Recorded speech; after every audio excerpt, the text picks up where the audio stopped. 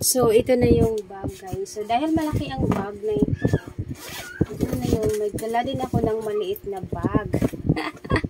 Para, in case of konti lang yung dadalhin, ito na siya, yung aking handbag. Ayan. So, dito yung mga importanteng bagay na gagamitin kapag aalis tayo na hindi kailangan magdala ng malaking bag. So, ito, i-ano natin to dito. Okay, so, sa loob ng bag, of course, kailangan natin ng wallet.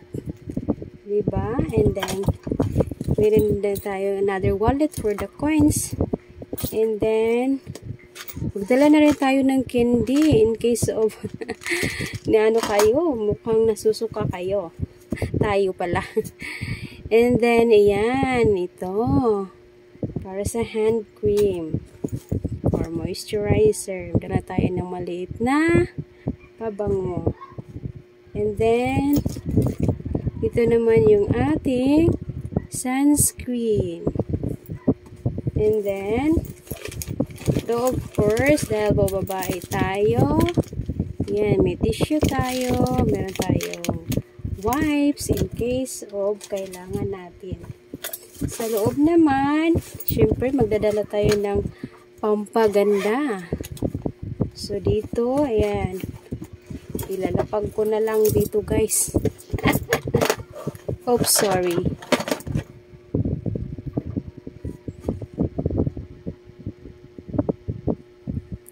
So ayan.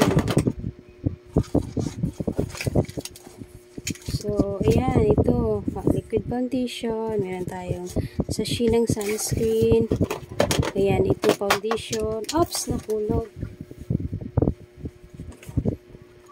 Then, ito naman ay para sa kilay, because kilay is life. At ito naman, lapis para sa kilay, lahat ay para sa kilay, iba't ibang color. And then, ito naman ay lipstick, ito din ay lipstick din, maraming lipstick. Ayan.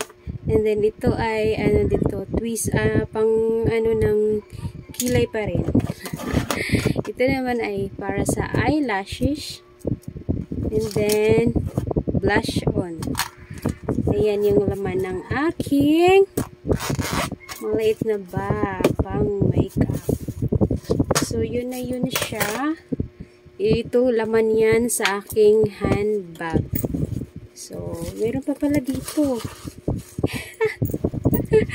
Dahil nga, ta-travel tayo, huwag kalimutang magdala ng white flour at saka ito naman yung essential oil. Ayan, para kung nahihilo ka, yan, madali mo lang siyang hanapin kung saan mo siya nilagay. Alright, ibabalik na natin siya. Wallet. Yan, pabango. Moisturizer, sunscreen. Ito naman, tissue. At saka wipes. Saka candy. Tik-tak. Right. Yan, yung nasa loob yan ng malaking bag. And then, wait, there is more. Ito namang malaking bag. Dito ko nilalagay yung aking skincare. Oh, diba? Not skincare, no? Meron ding hair care. Ito, hair polish. So, itabi muna natin. Ayan. Ito yung pang underarm natin. Tapos, nirefill ko na din dito yung, kasi wala na itong laman eh. Ito, meron tayong lotion. Ito naman, meron tayong powder. Ang laman nito.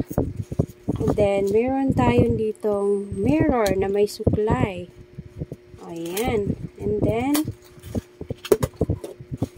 ito naman, meron tayong napakaliit na alcohol. And then, ito ay para sa aking mata. Alright. And then, dito na yung ating skincare. Yan, meron tayong toner. Meron tayong ano din, sunscreen din siya sa mukha.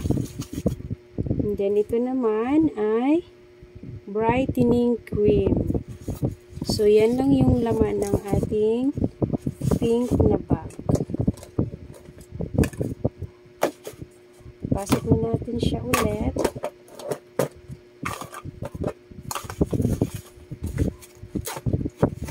Hindi na magkasya. Alright, so yan siya. Next, not just that. So, dahil nga, na-travel tayo, so, nagdala na rin ako ng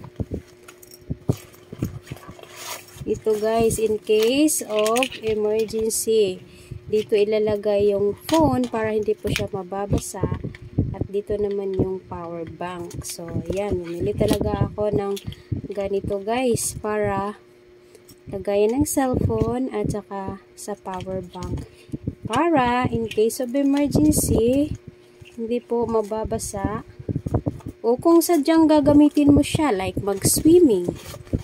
Yan. Not just emergency, for swimming also gusto mong mag-video, mag-picture sa ilalim ng water. Yan po. Ito naman ay mga extra eyebrows. Ayan. And then, yun. Ito naman ay dagdag na wipes. May ballpen pa dito. Yan. Yan yung nasa ilalim. And, meron pa rin dito. Meron pa dito sa kabila. Ano pa nga ba dito? Wait. Check natin.